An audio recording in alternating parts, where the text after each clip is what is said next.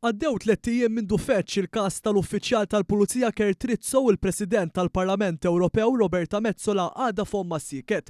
Rizzo li ġie sospiż mill-korp wara allegazzjonijiet ta' suspetti ta' ħruġ ta' informazzjoni lil terzi u abuż ta' droga kien jidher kemm id-darba spalla ma' Metsola f'impenji uffiċjali u mhumiex meta tkun f'Malta. One News jinsab informat li Metsola kienet titlob biex Rizzo jkun parti mill-iskorta tas-sigurtà tagħha meta tkun f'Malta u xhieda ta' dan huma ta' ritratti tagħha li fihom jidher ħdejja Kurt Rizzo bħala uffiċjal tas-sigurtà tagħha.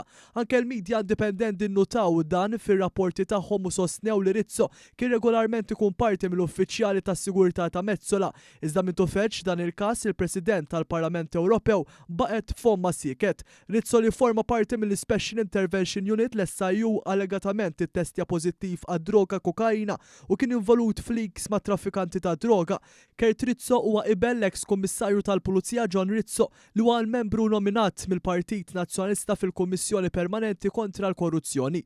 Rizzo bħalissa jinsab fuq police bail u qed jiġi investigat fost l-oħrajn fuq reati kriminali serji li jimplikaw leaks lil traffikanti ta' droga.